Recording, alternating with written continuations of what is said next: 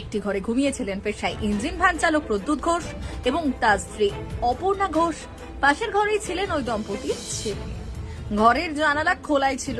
মঙ্গলবার গভীর রাতে খোলা জানালা দিয়ে ঘুমন্ত দম্পতিকে তরল বিষাক্ত কিছু ছুড়ে হামলা চালানোর ঘটনায় চাঞ্চল্য ছড়ায়। ঘটনাটি ঘটেছে বাগদা থানার গাঙ্গুলিয়া এলাকায়। রাতেই জখম ওই দম্পতিকে নিয়ে আসা হয় বনগাঁ হাসপাতালে। পরিবারের দাবি, অ্যাসিড জাতীয় কিছু দিয়ে কেউ বা কারা হামলা চালিয়েছে। পুলিশের প্রাথমিক অনুমান, চুরি করতেই এসেছিল দুষ্কৃতীরা। চুরি করার সুযোগ না পেয়ে তরল দাহ্য কিছু দিয়ে হামলা করেছে। কেউ অভিযোগ করেননি। অভিযোগ পেলে বিষয়টি খতিয়ে দেখা হবে। এই প্রসঙ্গে জখম প্রদ্যুতের বৌদি রূপা ঘোষ বললেন, আমাদের ধারণা অ্যাসিড জাতীয় কিছু তরল ছুড়ে দম্পতিকে ঘুমন্ত অবস্থায় হামলা চালিয়েছে। এর ফলে দম্পতির হাতে মুখে বুকের অংশে জখম হয়েছে। মশারিতেও তরলে ছিটে লেগে থাকায় পুলিশ এসে ঘরের মশারিটা নিয়ে গিয়েছে। কে বা কারা এমন ঘটনা ঘটালো সেটাই বুঝতে পারছি না। স্বাভাবিকভাবেই আমরা আতঙ্কে রয়েছি। কি হয়েছে? ওই কে মানে মুখ টুক পুরো জ্বলে যাচ্ছিল।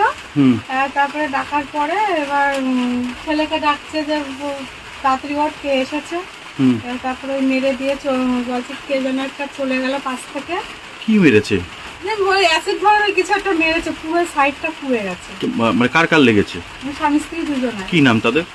প্রদ্যুৎ ঘোষ আর অপর্ণা ঘোষ। কি করে প্রদ্যুৎ বাবু? ইঞ্জিন ভ্যান চালায়। আচ্ছা, রাতে ঘুমাচ্ছিল? হ্যাঁ। আপনি কি হন ওনাদের? যা হই বড়, মানে বড় বৌদি। কত রাতে হয়েছে ঘটনাটা? ওই 2:30টার দিকে। তারপরে খুব জ্বালা যন্ত্রণা করছিল, ছেলেকে ডেকেছে। ছেলে এবার হসপিটালে নিয়ে গেছে। ওনার ছেলে আছে? হ্যাঁ, ছেলে আছে। হাসপাতালে নিয়ে যাওয়ার পরে এখন নাকি ওখানে যাওয়ার পর আরো বেশি অবস্থা খারাপ হয়েছে। বেশি কোথায় লেগেছে? এই মুখের এই একটা সাইড পুরো মানে মানে আমার জায়ের হয়েছে এটা, আর আমার দেওরের পুরো এই হাতে দিয়ে হাত দিয়ে আর এই গলা দিয়ে এই সাইডটা দিয়ে হয়েছে। ও কি কারোর সঙ্গে শত্রুতা ছিল? না, সেরকম তো ওর সাথে শত্রুতা নেই। অ্যাসিড মেরেছে নাকি? এখন তো রিপোর্টে কোনো একটা বললো যে ফোন করে হসপিটাল থেকে কোনো একটা বিষাক্ত পয়জন মেরেছে। অ্যাসিড ট্যাসিড না, হসপিটাল থেকে এটাই বলেছে।